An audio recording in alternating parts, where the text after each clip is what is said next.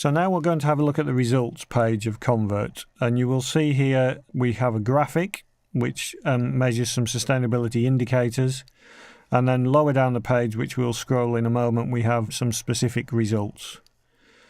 Now you need to note that the results are displayed in two parts, the product and the packaging. So remember, when you come to this page and look, it always defaults to the product first. So this is the diagram I've got for the product and the graph.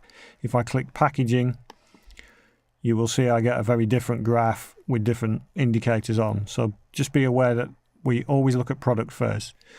So what the results shows here are a number of indicators.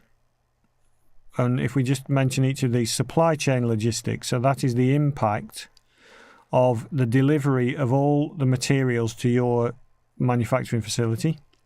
The materials and processes impact is a measure of the impact of the amount of materials used and the types of processes.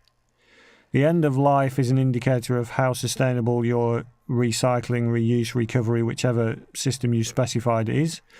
Delivery logistics looks at the impact of taking the final finished product to the customer and how you deliver that, which you specified right up at the front end of the tool. This one here, recycled content, is a measure weight by weight of how much recycled content is in the particular piece of POP. And the design here, that measure is based on the number of types of materials you use and whether or not you've said it's easy to disassemble. So if you use lots of different types of materials and it isn't easy to disassemble, then that would score bad in terms of sustainability. So the indicators here, a low score is good and a high score is bad. So the best score would be zeros all the way, which obviously isn't practical. You would never see an item which was zeros all the way. And the worst score would be 20s all the way around, and therefore you would get a full coverage of this particular graph. So this is an indicator. So ConVert is an indicator tool, and these are indicators that are based on a number of calculations within the tool. So scoring between 1 and 20, this is how each of those indicators has turned out for this particular item. And they're very simply, to give an overall score, you get 43.18 is the addition of each of those indices altogether. So you can see there we have 6 indices. So the worst score you could get in terms of sustainability would be 6 times 20, would be 120. And as I say, the lower the score, the better. So this is what we call the indexes.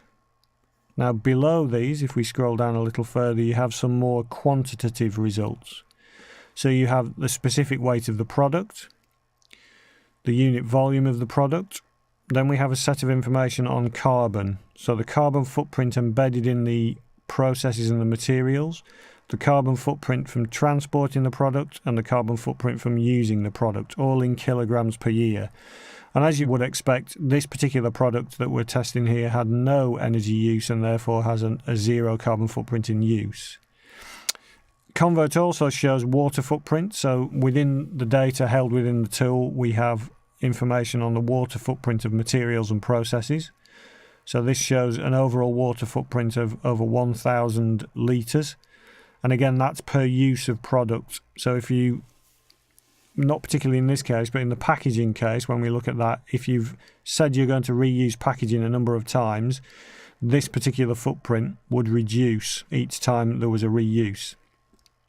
Then we have information on the disposal of the product. So based on the information and data you've put into the tool, we know that this particular product, 76.8% of the materials by weight are recycled at end of life, nearly 23% are landfilled at end of life, nothing is incinerated, and again we get a total carbon impact from those operations.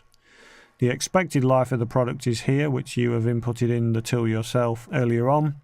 And then the total carbon impact over the life cycle of the product is an addition here of all the items above.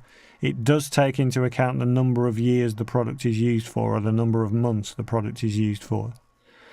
And then further down we have some general information and pointers in terms of the assessment of your particular item.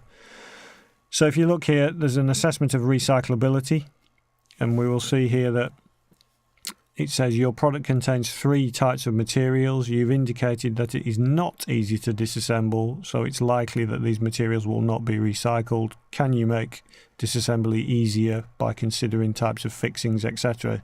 So as well as the scores and the data, the tool also gives you a kind of a general indicator of how sustainable the tool might be and some of the things you may wish to do to increase that sustainability. By clicking on the button at the bottom of the screen here, you can save all these results out to a PDF.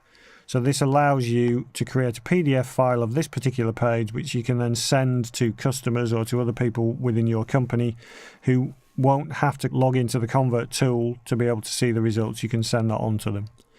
So that's the overall results page. As you can see, we've shown you how to input data on a product, on packaging, to specify its use and end of life, and explained how the results are presented.